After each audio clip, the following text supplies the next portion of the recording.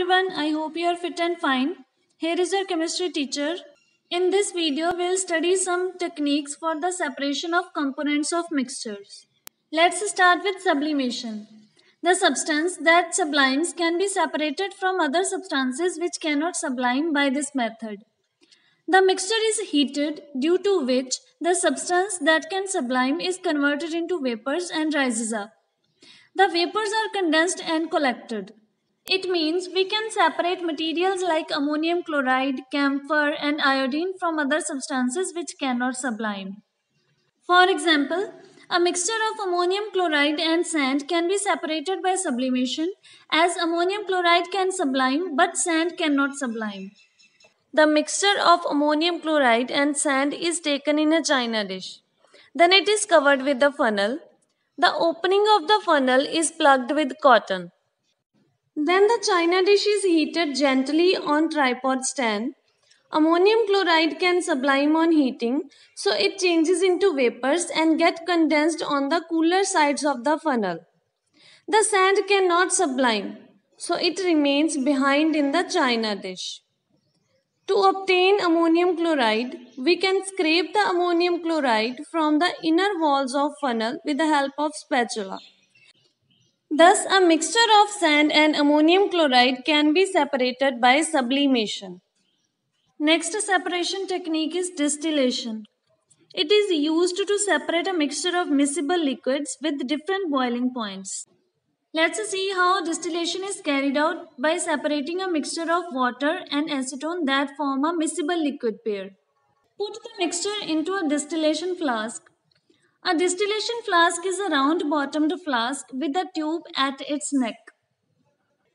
This tube is attached to a Liebig condenser. The Liebig condenser is a long glass tube within a glass jacket with an outlet and inlet for water. The open end of the flask is fitted with a rubber cork through which a thermometer is introduced. Heat the mixture. You will see that the acetone, which has the lower boiling point, vaporizes first and then condenses in the condenser. It can be collected from the condenser outlet. Water gets left behind in the flask. Like this, the pure acetone is separated from water. This method of separation of a liquid from a soluble component by first converting the liquid into vapor and then condensing the vapor is called distillation. The principle behind this separation method is the difference in boiling points of the components of the mixture. This method is used for the separation of a mixture containing two miscible liquids that boil without decomposing and have a large difference between their boiling points. The next separation technique is fractional distillation. Like distillation, fractional distillation is also used to separate mixtures comprising miscible liquids. This method is based on the difference of boiling points of the liquids. Generally, this method is used for the separation of a mixture containing miscible liquids with boiling points that differ by less than 25 degrees Celsius from each other. Let's take an example of two such liquids, N-hexane and N-heptane. The apparatus is almost the same as used in distillation. The only difference is that the fractionating column is fitted in between the distillation flask and the condenser. A simple fractionating column is made up of a tube packed with glass beads. The beads provide the surface for the vapors to cool and condense again and again. The temperature across the column varies. It is higher at the bottom and lower at the top. The vapors of the component with a higher boiling point condense at the bottom of the column.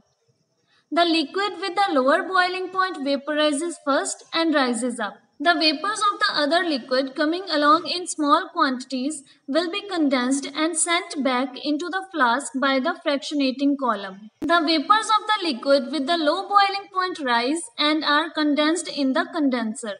During this process, only the vapors of N-hexane, which has lower boiling point, pass through and get condensed in the condenser. N-heptane, which has the higher boiling point, condenses in fractionating column and flows back into the distillation flask. The crude petroleum oil is also refined by using this method. The refining is done in a fractionating tower. The fractions obtained are petroleum gas, petrol, kerosene, diesel, lubricating oil, and paraffin wax. At the end, asphalt is left, which is used for making the roads.